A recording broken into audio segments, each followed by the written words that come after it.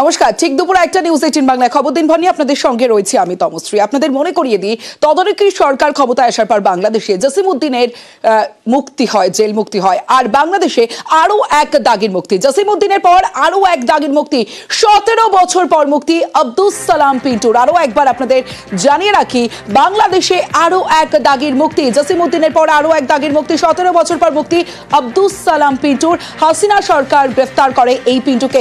সরাসরি চলে যাব, মৈত্রী ভট্টাচার্য রয়েছে আমার সঙ্গে, মৈত্রীর সঙ্গে কথা বলবো। মৈত্রী, হাসিনা সরকার পতনের পর তদারকি সরকার আসার পর আমরা দেখতে পাচ্ছি একের পর এক দাগি আসামি, যারা দীর্ঘ 17 বছর, এই পিন্টু দীর্ঘ 17 বছর জেলে ছিল, ছাড়া হচ্ছে। কতটা প্রভাব পড়তে পারে বাংলাদেশের রাজনৈতিক সমীকরণ, কোন দিকে যাচ্ছে এদের গ্রেফতারি ছাড়া পাওয়ার পর?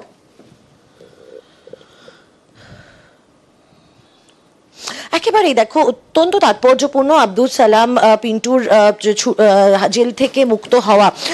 এই আব্দুল সালাম পিন্টু, যিনি অভিযুক্ত ছিলেন আওয়ামী লীগের একটি সভায়, 2004 সালের একটি সভায় গ্রেনেড হামলায় অভিযুক্ত ছিলেন, এবং যার বিরুদ্ধে ফাঁসির সাজা যাকে দেওয়া ছিল, সেই অভিযোগ থেকে তাকে জামিনে মুক্ত হওয়া। 17 বছর তিনি জেলবন্দি ছিলেন, এবং 17 বছর বাদে পিন্টুর জেল মুক্তি হওয়া অত্যন্ত তাৎপর্যপূর্ণ রাজনৈতিকভাবে। তার কারণ বিএনপির ভাইস চেয়ারম্যান তিনি ছিলেন, এবং তিনি অত্যন্ত প্রভাবশালী নেতা হিসেবে পরিচিত বিএনপির, এবং যে মুহূর্তে দাঁড়িয়ে বিএনপি এবং জামাত দুপক্ষের তরফ থেকেই অন্তর্বর্তী সরকারের ওপর চাপ দেওয়া হচ্ছে নির্বাচন করার জন্য, সেই পরিস্থিতিতে দাঁড়িয়ে পিন্টুর বাইরে আসা বিএনপির জোর কিছুটা হলেও বাড়িয়ে দেবে। ফলে খুব স্বাভাবিকভাবেই বাংলাদেশে যে রাজনৈতিক সমীকরণ আছে তাতে পিন্টুর ফিরে আসা অত্যন্ত প্রভাব ফেলবে বলেই কিন্তু মনে করা হচ্ছে, অন্ততপক্ষে রাজনৈতিক বিশ্লেষকরা তেমনটাই মনে করছে। বেশ মৈত্রী,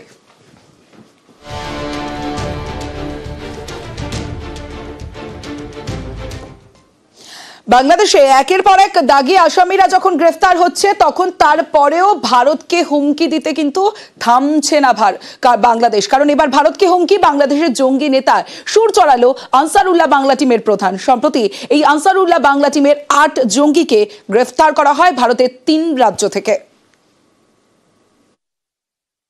ভারতকে সাবধান করে দিচ্ছি, বাংলাদেশের দিকে খবরদার কুনজর দিবে না। এদিকে যদি চোখ তুলে তাকাও, সে চোখ উপড়ে ফেলা হবে। এদিকে যদি পা বাড়াও, সে পা ভেঙে দেওয়া হবে। এদিকে হাত বাড়াও, হাত কেটে নেওয়া হবে। Do not under estimate India.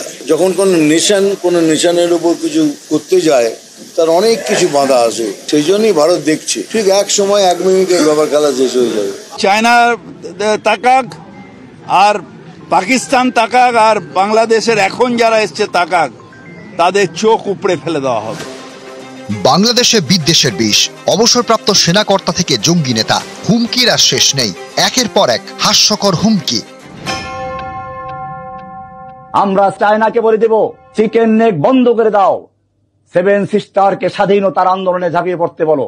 কাশ্মীরকে বলবো, তোমরা স্বাধীনতার জন্য তৈরি হও। পাকিস্তান আফগানিস্তান সে मैं कहता हूं, কাশ্মীর কে আজাদি কে লিয়ে কাম করো। ফিলিস্তিনি সেই শিখদেরকে বলবো, তোমাদের সময় এসেছে, এখনই তোমরা স্বাধীনতার ডাক দাও। আমাদেরকে ছেড়ে দিক, ওই লোকগুলোকে পিছে মেরে দেবো।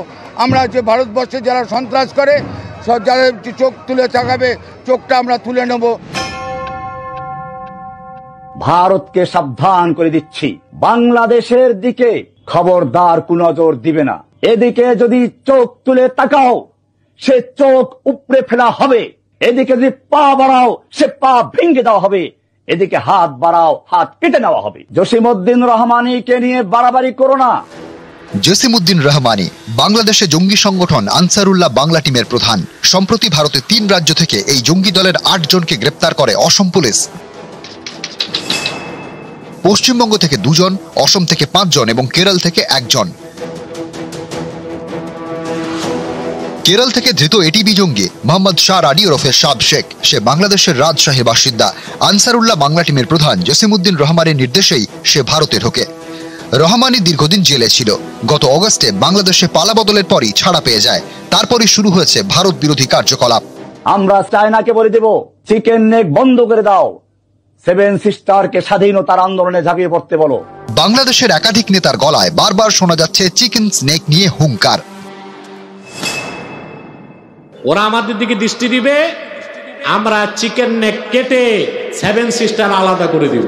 সরকার সিদ্ধান্ত নিছে, কাজ শুরু করতেছে। আমি বলে দিচ্ছি ভারতকে যে ট্রেনিং আমরা নিয়েছি, আমাদের ট্রেনিং, আমাদের দক্ষতা ভারতের চেয়ে অনেক বেশি।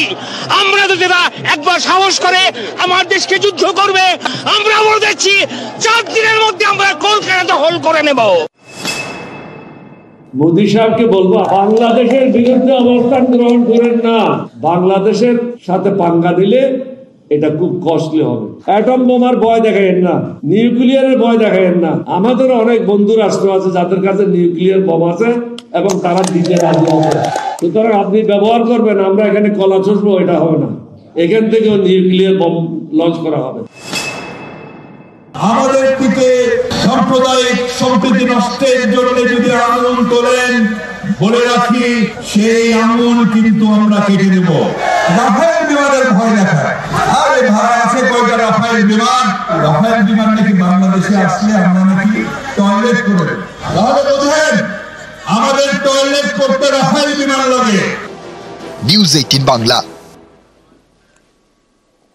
বাংলাদেশ থেকে একের পর এক ফাঁকা হুমকি আসছে ভারতে, আর এরই মধ্যে অশান্ত বাংলাদেশ আর সেই বাংলাদেশে সংখ্যালঘুরা বারবার আক্রান্ত হচ্ছেন। আর এমন একজন আক্রান্ত হয়েছেন যিনি স্বাধীনতার জন্য জীবন বাজি দিয়ে লড়েছেন। এখন তিনি বৃদ্ধ, আর সেই বৃদ্ধ মুক্তিযোদ্ধাকে জুতোর মালা পরালো জামাতের লোকজন। বাংলাদেশের কুমিল্লায় এই ছবি, আর ঢাকায় আরেক কাণ্ড। সেখানে সংখ্যালঘু অধ্যাপককে পদত্যাগ করতে বাধ্য করা হয়েছে বলে অভিযোগ। আর এসবের পরেও মোহাম্মদ ইউনূসের কি কিছুই চোখে পড়ছে না? তাই কি তিনি এখনো দাবি করছেন বাংলাদেশে চরমপন্থার কোনো জায়গা নেই?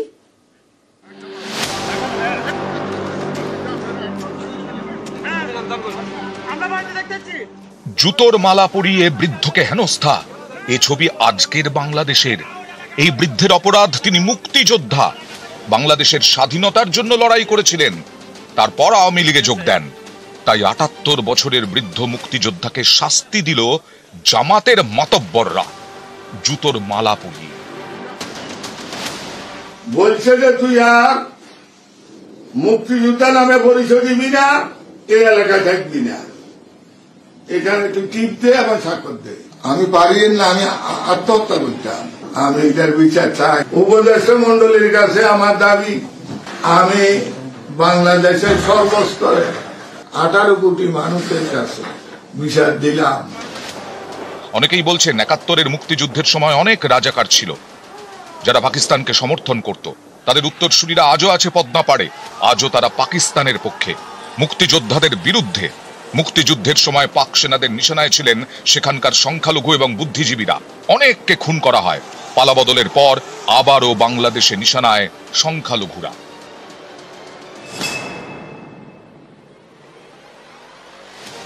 বাংলাদেশের সংখ্যালঘু অধ্যাপকরাও সেখানকার কট্টরপন্থীদের নিশানায়। শনিবার ইস্তফা দেন ঢাকার প্রাইম এশিয়া ইউনিভার্সিটির অধ্যাপক শুভময় দত্ত। ইউনিভার্সিটির প্রো ভিসি ছিলেন তিনি। অভিযোগ, কট্টরপন্থীদের চাপেই তিনি ইস্তফা দিতে বাধ্য হয়েছেন।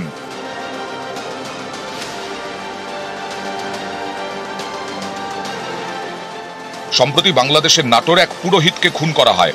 মন্দিরের মধ্যেই হাত পা বাঁধা অবস্থায় তাঁর রক্তাক্ত দেহ উদ্ধার হয়।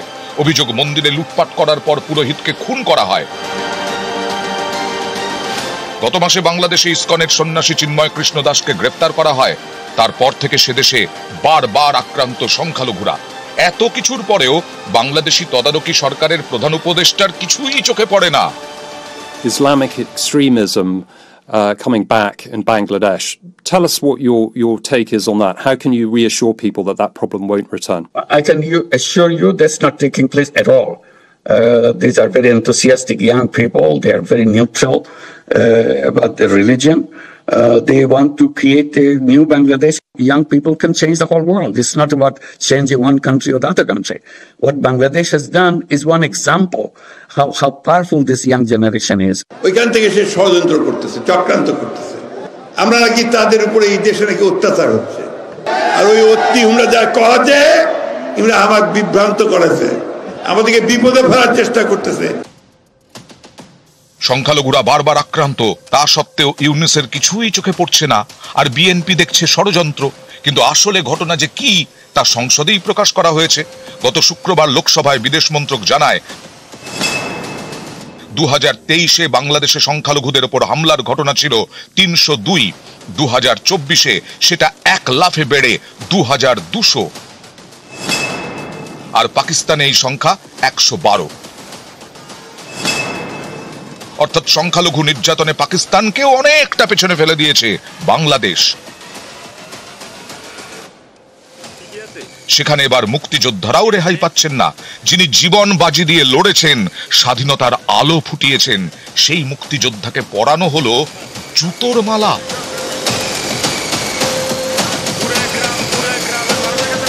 নিউজ 18 বাংলা।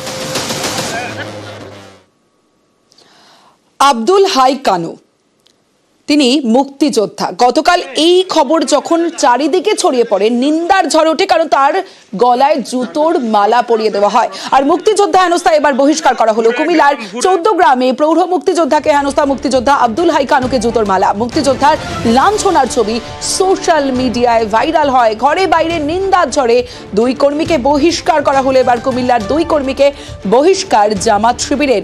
মুক্তিযোদ্ধা হেনস্থায় জড়িতদের গ্রেফতারির দাবি, হেনস্থায় জড়িতদের গ্রেফতারির দাবি জামাতের।